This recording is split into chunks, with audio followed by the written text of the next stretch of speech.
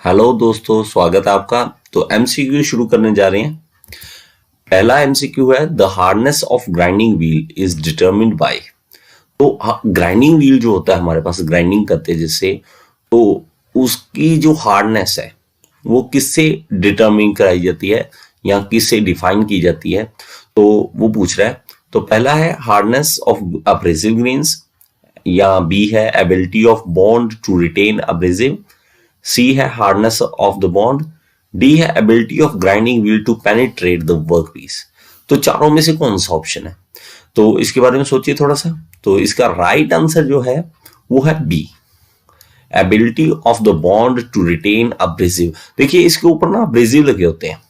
आपने अगर grinding wheel पे काम किया है तो होता क्या है, यहाँ पे जो बारीक बारीक अब्रेसिव है जिसके कारण ऊपर रब करता है टूल, तो वो तीखा हो जाता है।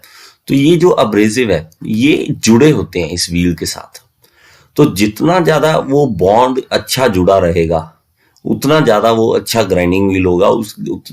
जो उसकी हार्डनेस है वो ज्यादा होगी, उसकी हार्डनेस ज्यादा होगी, क्योंकि इसने पकड़ रखा है। अब मैं टूल लगाऊंगा, अगर ये बॉन्ड अच्छा ना हुआ तो ये अब्रेसिव सारे निकल जाएंगे यहाँ से।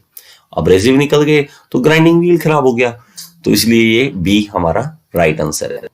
सेकंड क्वेश्चन है, on which of the fundamental principle a jet engine work. तो जेट इंजन किस पे वर्क करता है?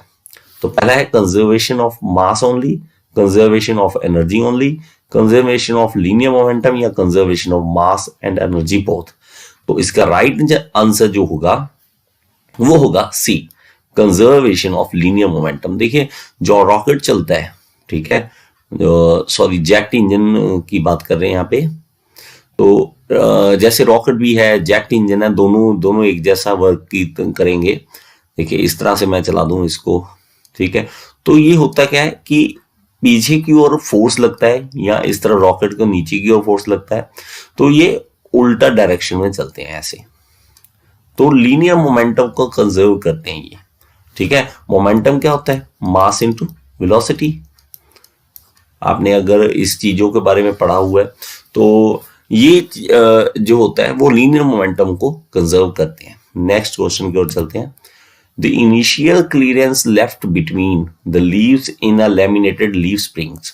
तो लैमिनेटेड लीव स्प्रिंग पहले भी मैंने आपको समझाया था। तो ट्रक के नीचे जो होते हैं स्प्रिंग बड़े, है ना, जो जिसको पट्टे भी बोल देते हैं आम भाषा में, तो उसमें कहता है कि इनिशियल क्लियरेंस होती है, ठीक है, इस तरह से होते हैं ना। तो इन पट्टों के बीच में आपस में इनिशियल क्लियरेंस होती है एक। तो वो जो क्लियरेंस है आपस में थोड़ी सी जो क्लियरेंस रखते हैं स्टार्टिंग में, उसको हम क्या कहते हैं? क्लियरेंस, गैप, निप या वॉइड। तो इसका राइट आंसर जो होगा वो होगा सी, निप। तो ये स्पेशल वर्ड्स होते हैं, आपको एक बार याद रखने हैं। वही कभी हर साल पेपर में आते हैं, हर बार अलग अलग जगह पे सेम ही क्वेश्चन होते हैं मोस्टली। नेक्स्ट क्वेश्चन की ओर चलते हैं। What is the ratio of inertial force to viscous force? तो inertial force और viscous force इसका जो रेशियो है, तो inertial ऊपर रख ले, ठीक है, और viscous नीचे रख ले। तो ये कह रहा है कि ये क्या होगा, ये फॉर्मूला किसका है? तो ये आपको याद रखना है किसका है, मैक, फ्रोड, वेबर या रेनोल्ड। तो ये रेनोल्ड का होता है। ये बड़ा इजी है आपके लिए याद रखना। तो रेनोल्ड नंबर है, कैसे, मैं थोड़ा सा रट्टाफिकेशन सा मार रखा है मैंने भी, ठीक है। आपने अगर मारना हो इस चीज का रट्टा ही मारना पड़ता है, ठीक है। अगर आपका रट्टाफिकेशन तेज है तो बहुत अच्छी बात है, मेरे जैसों को तो कम है। हमें कोई ना कोई ऐसे ट्रिक बनानी पड़ती है इसको याद करने के लिए। देखिए ये विस्कस है। अब क्या हुआ, मैंने कैसे याद किया आपको बता दूं। रेनोल्ड जी, मैं तो याद करता हूँ कि रेनोल्ड का पेन है मेरे पास। अब रेनोल्ड का पेन है, उसके अंदर इंक होगी, और इंक क्या है, उसकी में विस्कोसिटी होगी, ठीक है। मैंने ऐसे याद कर रखा है कि रेनोल्ड पेन में जो इंक है उसकी विस्कोसिटी है, मतलब विस्कस फोर्स है, और इनर्शियल फोर्स तो हमेशा ऊपर आना ही आना है। कोई भी आप नंबर याद करोगे ना तो इनर्शियल फोर्स तो ऊपर आएगा ही आएगा। तो नीचे सिर्फ चेंज होते हैं जो, उसको हम क्या है हमने याद करना बस, ठीक है। उससे आपको सारी चीजें याद हो जाएंगी। नेक्स्ट क्वेश्चन की ओर बढ़ते हैं, ठीक है। ये यहाँ पे देखिए, मैं आपको आगे भी कराई देता हूँ तो यहाँ पे देखिए इनर्शियल और विस्कस का, रेनॉल्ड का तो हो गया। अब ये देखिए फ्लूइड का भी मैंने रट्टाफिकेशन समा रखा है। यहाँ इनर्शिया ऊपर है ही है, ग्रेविटी नीचे है ना, इसको रेशियो कैसे, ग्रेविटी। अब फ्रूट को मैंने याद रख रखा है, फ्रूट कौन सा, फ्रूट याद कर रखा है कि फ्रूट कौन सा है, एप्पल है मेरे पास, ठीक है। मैंने ऐसे सोच रखा है कि ये एप्पल है, और एप्पल से मुझे याद आता है ग्रेविटी, बस ऐसे याद कर रखे है मैंने। अब ये देखिए वेबर से मैंने याद कर रखा है वेब क्या है भी, जो जाला होता है ना, मकड़ी का जाला, ऐसे मकड़ी का जाला होता है।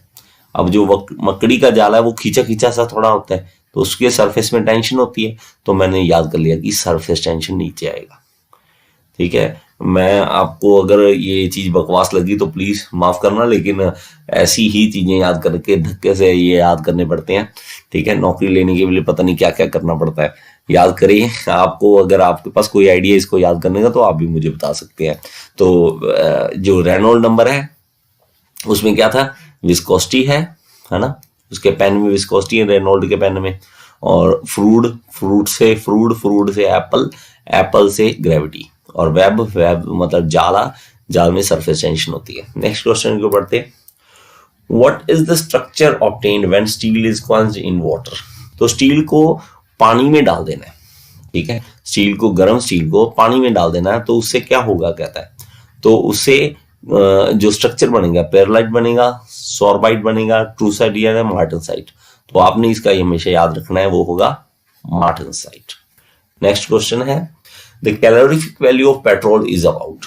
तो कैलोरीफिक वैल्यू क्या होती है कि मान लीजिए कोई भी 1 किलोग्राम चीज चलती है मान लेते हैं, तो वो कितनी एनर्जी देगी, 1 किलो चीज चलती है तो कितनी एनर्जी दे देगी, तो पेट्रोल कितनी देगा। तो आपने ये सारी ऑप्शनों में से याद कर लेना है, एक ही ऑप्शन ये वाला, 42.7 से लेके 43.5 मेगा जूल पर किलोग्राम। तो 1 किलोग्राम पेट्रोल इतनी एनर्जी हमें दे देता है। नेक्स्ट क्वेश्चन की ओर बढ़ते हैं, the volumetric efficiency of naturally aspirated engine ranges from. इसके रेंज क्या होती है, तो वॉल्यूमेट्रिक एफिशिएंसी आपने 20 से 30, 75 से 85, 50 से 60 या 95 से 100, तो ये इसकी वॉल्यूमेट्रिक एफिशिएंसी आपने याद कर लेना है। मैक्सिमम जितनी होती है 100% के करीब होती है, तो 95 से लेकर 100 तक के वॉल्यूमेट्रिक एफिशिएंसी होती है जो नेचुरली एस्पिरेटेड इंजन होते हैं वो। नेक्स्ट क्वेश्चन देखते हैं, Euler's formula is applicable for which type of column. तो यूलर का एक फॉर्मूला होता है, वो किसके लिए, लॉन्ग, वीक, लॉन्ग, शॉर्ट या स्ट्रॉन्ग। देखिए ये वीक होते ही नहीं, कोई हमारे पास सिलेबस में ऐसा कुछ है ही नहीं है, पढ़ाई में स्ट्रॉन्ग भी ऐसा कुछ नहीं है, लॉन्ग और शॉर्ट रहेगा। तो आपको याद रखना है कि यूलर का फॉर्मूला लॉन्ग कॉलम्स के लिए होता है। In a shaft basis system the upper deviation of the shaft is. तो जो शाफ्ट बेसिस सिस्टम होते हैं उसके लिए ये पूछ रहा है। तो शाफ्ट बेसिस सिस्टम में याद रखिए कि हमारे पास जो शाफ्ट होती है उसका साइज हमने फिक्स कर देना है, साइज मैक्सिमम जितना हो सकता है हमने फिक्स कर देना है, मतलब 0, अपर डेविएशन जो होगी उसकी 0 होगी, और होल जो है उसको वेरी कर सकते हैं, उसका मिनिमम भी वेरी कर सकते हैं, मैक्सिमम भी वेरी कर सकते हैं, ठीक है। इसके लिए मैं अलग से एक वीडियो तैयार करूंगा ताकि आपको इजी से समझ आ सके। शाफ्ट बेसिस सिस्टम ये होता है, तो इसमें जो अपर डेविएशन होगा याद रख लीजिए वो होगा 0। नेक्स्ट क्वेश्चन देखते हैं, a compressor mostly used for supercharging of IC engine is. तो आईसी इंजन के लिए देखो सुपरचार्जिंग, आपने सुपरचार्जर के बारे में पढ़ा, तो सुपरचार्जिंग करते हैं आईसी इंजन में, तो उसके लिए कौन सा कंप्रेसर यूज करते हैं, तो radial flow compressor, axial, root blower या रेस्पिरेटिंग। तो इनमें से आपने याद रखना है, तो इसका राइट आंसर जो होगा वो होगा रेडियल फ्लो कंप्रेसर। तो रेडियल फ्लो कंप्रेसर इसमें हम यूज करते हैं। नेक्स्ट 11th क्वेश्चन हमारे पास है, which of the following is added to aluminium to increase its casting ability. तो कास्टिंग एबिलिटी बढ़ाने के लिए कॉपर, मैग्नीज, सिलिकॉन या लेड या बिस्मथ का मिलाया जाता है, मिक्स किया जाता है। तो हमारा राइट आंसर इसमें होगा सिलिकॉन। तो सिलिकॉन ऐड किया जाता है जब हमने कास्टिंग एबिलिटी इसकी एल्यूमिनियम की बढ़ानी है। नेक्स्ट क्वेश्चन है, in case of laminar flow the loss of pressure head is proportional to. तो 2 फॉर्मूले होते हैं, देखिए एक लैमिनार के लिए होता है, एक हमारे पास दूसरा जो टर्बुलेंट फ्लो होता है उसके लिए होता है। तो लैमिनार में वेलोसिटी के प्रोपोर्शनल होता है, जो प्रेशर हेड का लॉस है, लॉस ऑफ प्रेशर हेड है, वो प्रोपोर्शनल होता है वी के, लेकिन टर्बुलेंट में वी स्क्वायर के होता है। तो हमारे पास यहाँ पे पूछा गया है जो, वो पूछा गया है लैमिनार के लिए, तो इसमें प्रोपोर्शनल होगा वेलोसिटी के। नेक्स्ट क्वेश्चन देखते हैं, Bernoulli's equation is obtained by. तो बर्नौलीज इक्वेशन कैसे बनेगी, तो आपको ध्यान रखना है भाई, यूलर ने सारा मेहनत की थी, यूलर ने सारी इक्वेशन दी थी, पूरी इक्वेशन स्टार्ट से लेके एंड तक एक इक्वेशन आई, उसने सारा कुछ यूलर ने किया था, लेकिन बर्नौलीज ने सिर्फ उसकी इंटीग्रेशन की थी। इंटीग्रेशन करने के बाद जो आंसर आया था, ठीक है, P by W plus V square by 2g plus G is equal to constant, ये बनाया था जो, उससे पहले की मेहनत सारी यूलर की थी। काम किसने किया, एक इंटीग्रेशन करके बर्नौलीज ने, और नाम अपना गिना गया सारा का सारा। तो हिस्ट्री में काफी ऐसा कुछ चीजें हुई हैं, तो हमने सीरियस लेना, हमने सिर्फ आंसर देना है। तो आंसर क्या होगा, इंटीग्रेशन ऑफ यूलर्स इक्वेशन। तो 14th क्वेश्चन है, if a spring is cut down into 2 springs the stiffness of the cut spring will be. तो हमारे पास ये देखिए बड़ा स्प्रिंग है, इसको मैंने यहां से काट दिया, तो 2 स्प्रिंग बन गए, एक यहां एक यहां।